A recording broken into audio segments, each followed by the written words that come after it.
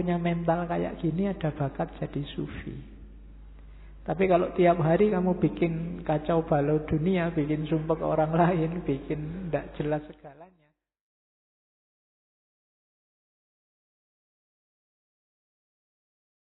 Malam ini kita belajar jadi sufi step by step dalam pikiran saja. Dalam prakteknya ya kalian sendiri yang ngatur strateginya. Yang pertama, kalau kita mau belajar jadi sufi, rukun yang pertama apa? Tahridut tauhid.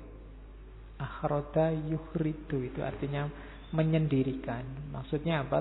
Tahridut tauhid itu ya satu-satunya landasan, satu-satunya dasar dan tujuan bertasawuf itu tauhid. Tauhid itu rumusnya la ilaha illallah dan innalillahi wa inna ilaihi roji'un. Jadi nomor 1 tauhid.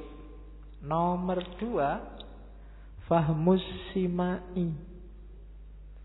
Fahmus simai itu faham cara mendengarkan, mau mendengarkan petunjuk dan bimbingan dari orang yang ngerti, syekh, mursyid, guru. Kamu tidak mungkin jadi sufi, kamu nggak mungkin dapat ilmu. Tadi kan awalnya ilmu. Untuk ilmu apa? Fahmus simai. Ngerti cara mendengarkan dan mau mendengarkan.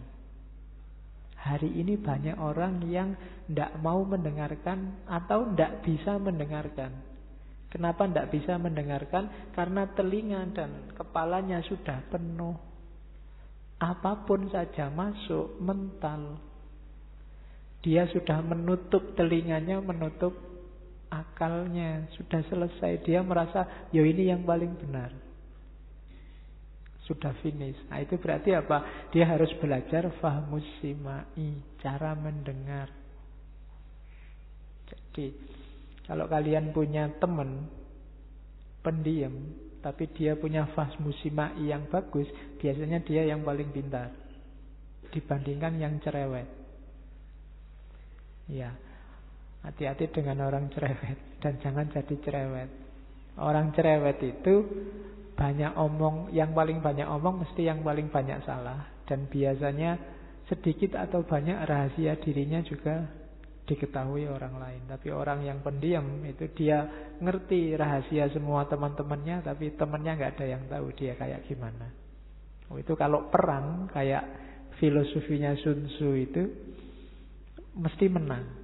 Karena ngerti kelemahan musuhnya, sementara musuhnya nggak tahu kelemahannya dia apa. Nah, itu ilmunya apa? Fahmus simai. Pinterlah mendengarkan.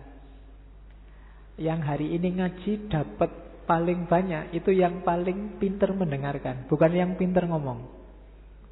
Yang pinter mendengarkan dapatnya lebih banyak. Dan jangan salah, sebagaimana kamu latihan baca, kamu juga harus latihan mendengarkan. Kenapa kalau ada dosen filsafat menjelaskan kamu tidak paham-paham? Jangan salahkan dosennya, karena kadang-kadang kamu juga teknik mendengarkannya nggak bagus. Mendengarkan juga ada teorinya, jangan salah, nggak cuma membaca. Oke, bahkan nanti sampai ke level simbolik. Jangan salah, simbol itu nggak cuma membaca simbol, tapi juga mendengarkan simbol. Kan banyak simbol yang dari suara. Kalau ada orang dahem, oh itu kan kamu juga harus bisa baca. Ini maksudnya dahem apa ini? Kamu lewat, ada lawan jenis lewat, kok cakep terus. Itu kan juga isyarat. Kamu ceramah sudah 2 jam nggak selesai-selesai, jamaahmu sudah dehem semua. Sana dehem, sini dehem, situ dehem. Oh itu kalau kamu nggak peka simbol, itu kamu nggak peduli sudah. Ceramah terus, ngomong terus. Jamaahnya sudah demonstratif angop di depanmu. Wah, itu kamu ya santai aja, pokoknya ngomong terus. Nah, itu berarti tidak peka simbol. Wong sudah ngantuk semua sudah dehem. Ya. Oke, kadang-kadang khutbah Jumat, jamaah sudah jam 12:30 lebih masih ngomong terus, jamaahnya sudah kelesat. Ini tidak selesai. Zaman saya dulu kuliah S1 filsafat, ada teman saya yang khutbah Jumat diinterupsi. Iya. Ya, di IAIN zaman dulu ada 1-2 dosen yang kalau khotbah panjang sampai jam 1 kurang seperempat. Akhirnya kebetulan duduknya sebelahku karena orang filsafat rada aneh-aneh. Diinterupsi, angkat tangan, interupsi khotib. Kendel. Sambil duduk, ini jamnya sudah jam 1 kurang seperempat. Jamaahnya punya kepentingan macam-macam ini. Dan khotibnya wedi terus ditutup. Ya mungkin kaget dia, lagi enak-enak khotbah diinterupsi. Ya, jadi kalau kalian nggak berani mesti, tapi dia berani dan jasanya besar itu. Yang lain kan gelisah, sekarang tenang semua, khotbahnya ditutup. Jadi ini aja dipraktekin. Oke, terus yang ketiga, husnul isra. Harus baik dengan sesama. Itu bahasanya situ, memperbaiki silaturahim dalam pergaulan. Mu'asyarah. Tidak mungkin kamu jadi sufi kalau masyarakatmu gelisah oleh kehadiranmu, oleh perilakumu, oleh kata-katamu. Harus husnul mu'asyarah, husnul isra.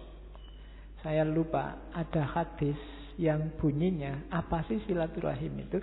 Silaturahim itu idkhalus surur fi qalbil ikhwan. Enggak sekedar saling ketemu, tapi juga apa? Memasukkan kegembiraan. Bikin temanmu senang. Itulah hakikat silaturahim. Ya ketemu sih ketemu, tapi ketemu dalam rangka caci maki, dalam rangka marah-marahan, itu bukan silaturahim. Kedatanganmu tidak bikin aku gembira, malah sumpek. Nah itu bukan silaturahim. Ya kan? Orang nagih utang misalnya, itu kan begitu datang, wah itu tidak bisa. Ini yang pertama silaturahim, itu mesti basa-basi karena intinya nagih utang. Jadi silaturahim itu idkhalus surur. Kehadiranmu bikin orang senang. Nah, kalau bisa kayak gini kamu punya bakat jadi sufi. Jangan ketika kamu datang orang malah sumpek, datang ini dia, kacau ini mesti, mending tidak usah datang aja tadi ya. Berarti kedatanganmu tidak silaturahim, tidak menyambung kasih sayang. Atau kamu datang apa enggak ada yang peduli, cuek. Itu datang loh, malah biasa aja, enggak nambah apa-apa juga, enggak ngurangi apa-apa, enggak bikin gembira juga, enggak bikin sumpek, netral aja. Wujuduhu ka'adamihi, itu juga tidak bagus. Yang bagus itu idkhalus surur fi qalbil ikhwan. Jadi kedatanganmu bikin orang senang. Dan pasti bukan demo. Karena kalau demo itu kehadiranmu tidak bikin orang senang, bikin orang khawatir. Jadi jangan bilang demo itu atas nama silaturahim. Mau demo Pak, silaturahim ini Pak, saya ketemu orang lain kan silaturahim. Tidak sekedar ketemu. Ketemu yang silaturahim itu yang idkhalus surur, bikin orang gembira, bikin suasana gembira. Itu yang ketiga. Yang keempat, isarul isar. Mendahulukan kepentingan orang lain, tidak egois, tidak menang-menangan, tidak gembira di atas sumpeknya orang lain. Dia susah sedikit tidak apa-apa, ruwet sedikit tidak apa-apa, asal saudara-saudaranya gembira. Itu isarul isar. Kalau kalian punya mental kayak gini, ada bakat jadi sufi. Tapi kalau tiap hari kamu bikin kacau balau dunia, bikin sumpek orang lain, bikin tidak jelas segalanya, tidak isarul isar.